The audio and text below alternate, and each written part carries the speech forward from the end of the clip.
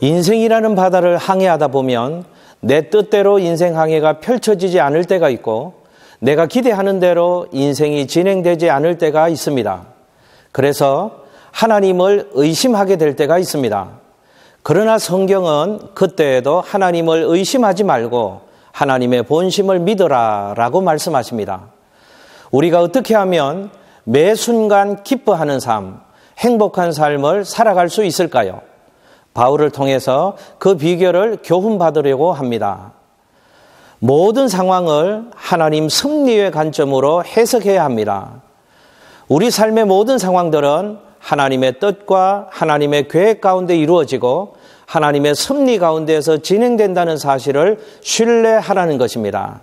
그러면 항상 기뻐하는 삶을 살 수 있다는 것입니다.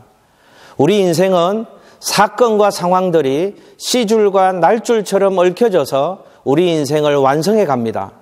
사건과 상황들 때문에 웃기도 하고 울기도 합니다.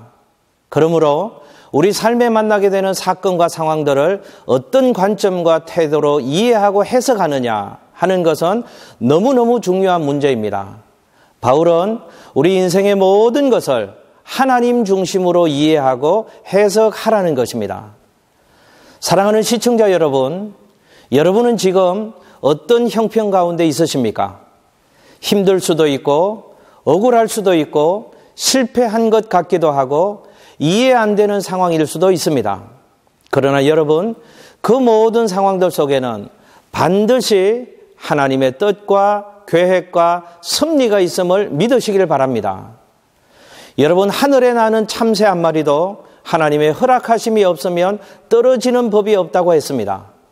사람의 머리카락 하나까지도 하나님이 다 세심바 된다고 말했습니다.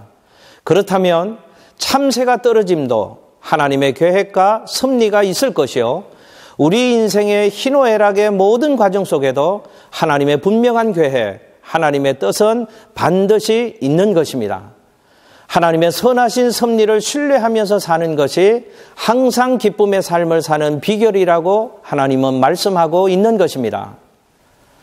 자신의 감정보다 먼저 하나님의 영광을 생각하셔야 합니다. 바울은 복음을 전하다가 감옥에 갇혀 있었습니다. 감옥에 갇혀 있는 것만 해도 억울하고 속상합니다.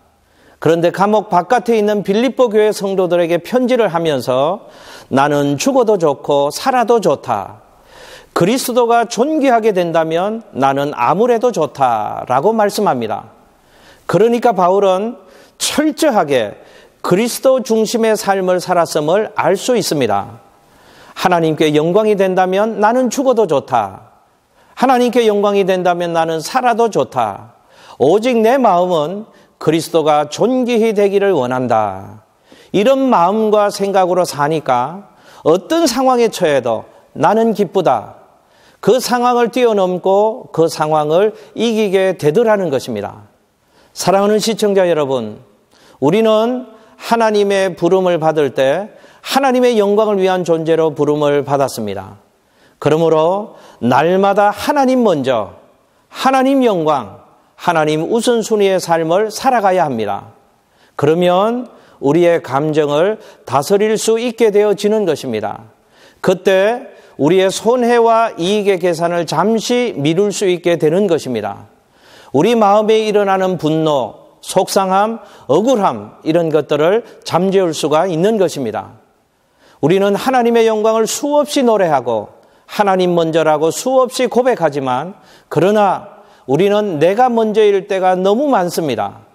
교회를 섬길 때도 교회 유익이 되느냐, 하나님께 영광이 되느냐, 하나님의 뜻이냐라는 것보다 내 기분과 감정이 우선할 때가 많고 내 입장과 자존심을 내가 어떻게 대우를 받을까 이것을 먼저 생각할 때가 많습니다. 바울은 그렇지 않았습니다.